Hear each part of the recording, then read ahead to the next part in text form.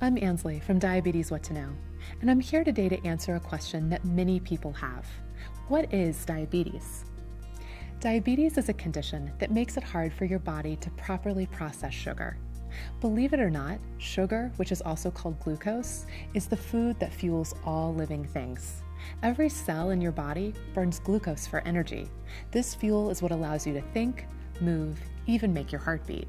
But too much glucose in your blood over a long period of time can slowly cause damage to your arteries and nerves that can eventually result in complications of diabetes. So how does that happen? And what causes diabetes in the first place? Because our program is designed primarily for people with type 2 diabetes, which accounts for 90% of all diabetes cases, I'm going to focus on what happens there. But you should also know that there are two other kinds of diabetes. Type 1 diabetes is an autoimmune disease that causes the body to attack its own insulin production system. And there's also gestational diabetes, a kind of temporary diabetes that strikes some pregnant women. Type 2 diabetes is a chronic, progressive illness. That means it never goes away, and untreated, it will gradually get worse as time goes by. To understand what happens in type 2 diabetes, you need to learn a little about how your body works. Your body digests the food you eat into simple sugars, amino acids, and fats that are then absorbed into your bloodstream.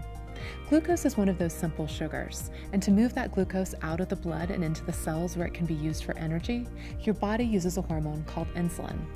In people with type 2 diabetes, though, the body becomes resistant to insulin, which means your body doesn't use insulin effectively. To do that job of moving glucose out of your blood and into your cells, your body needs more and more insulin.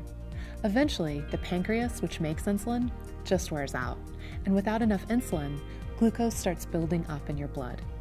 When you consistently have too much glucose in your blood, you have diabetes. So what causes this insulin resistance? We really don't know. However, it seems that genetics and environmental factors are triggers. We do know that it runs strongly in families. If one of your parents had type 2 diabetes, you have a strong chance of developing it yourself. Beyond the underlying genetics that set people up for diabetes, we know that weight and age can set the process in motion. Type 2 diabetes develops most often in middle-aged and older people who are also overweight, although it's important to note that not everyone with type 2 diabetes is overweight. And that's the basics of diabetes. Understanding what's happening in your body with diabetes is the first step.